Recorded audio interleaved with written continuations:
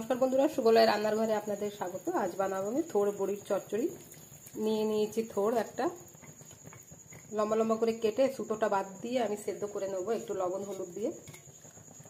দিয়ে দিলাম লবণ, দিলাম অল্প হলুদ, ঢাকনা বন্ধ করে সেদ্ধ করে নেব। থোড়টা সেদ্ধ হয়ে গেছে, আমি নামিয়ে নেব। ঠান্ডা করে জলটা নিংড়ে নিতে হবে। কড়াটা গরম হয়ে গেছে, দিলাম সর্ষে তেল। তেলটা গরম হয়ে গেছে, বড়িটা ভেজে নেব। এটা মটর ডালের বড়ি। বড়িটা ভাজা হয়ে গেছে, তেলে আমি পটল ভেজে নেব। দিলাম আলু, দেবো অল্প হলুদ। আমার আলু পটল ভাজা হয়ে গেছে, বের করে নেব। ফোড়নে দেবো শুকনো লঙ্কা, দিলাম পাঁচফোড়ন, দেবো কাঁচা লঙ্কা, একটু করে সস, দিয়ে দিলাম ভেজে রাখা আলু পটল বড়ি, নেড়ে চেড়ে নেব। দেবো স্বাদ মতো লবণ, অল্প হলুদ গুঁড়ো, দিলাম সর্ষে বাটা, অল্প জল দিয়ে ভালো করে কষিয়ে নেব। দিয়ে দেবো সর্ষে বাটার জলটা, দিলাম অল্প চিনি, ঢাকনা বন্ধ করে সেদ্ধ হতে দেবো।